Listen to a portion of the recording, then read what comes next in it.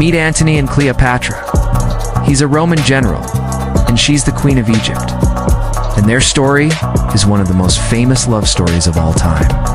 He was 27 years old, and she was 34 when they first met. And apparently, it was love at first sight. They say he was so handsome and charming, and that he made her laugh like no one else could. They had a deep connection, and were soon inseparable. But their romance wasn't all smooth sailing. You see, Antony was torn between his duty to Rome and his love for Cleopatra. He had to return to Rome to take care of his ailing father.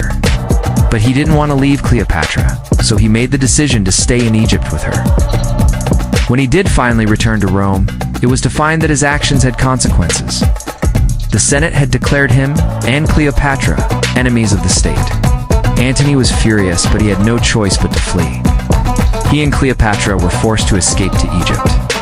And so their love story ended tragically with them both committing suicide rather than being captured alive. For more historical tales, stay tuned. Why did Octavian become emperor of Rome? Well, he fought a series of battles with his rival, Mark Antony, and his army was undefeated.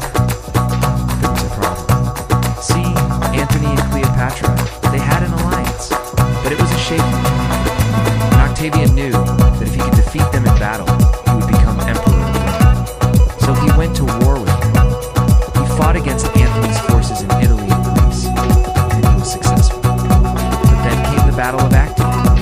Now, this was a naval battle between Octavian's fleet and the combined fleet of Antony and Cleopatra. It was a disaster for Octavian. He lost more than 80 ships and was forced to flee. But here's the deal.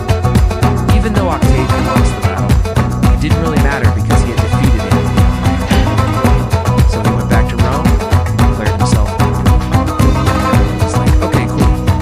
We hardly even noticed. And the Senate was like, sure, why not? And the people of Rome were like, sweet. Can I get a refund on this guy? So Octavian became the first emperor of Rome.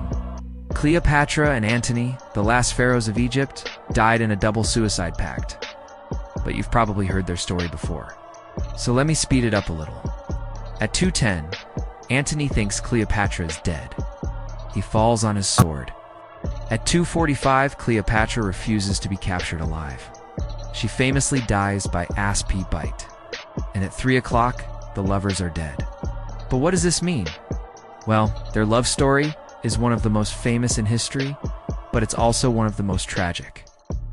Antony and Cleopatra met when he was just a young man, and she was an adult. They fell in love and ruled Egypt together for 12 years. But their relationship was doomed from the start. See, Cleopatra was the last pharaoh of Egypt, and Antony was just a Roman general. Their love was forbidden, but they didn't care. They had 2 children together and lived in luxury in their palace in Alexandria. But eventually, Antony's wife found out about their affair, and she took revenge. She spread rumors that Cleopatra was dead. Antony believed her and fell on his sword. When Cleopatra heard about this, she refused to be captured alive.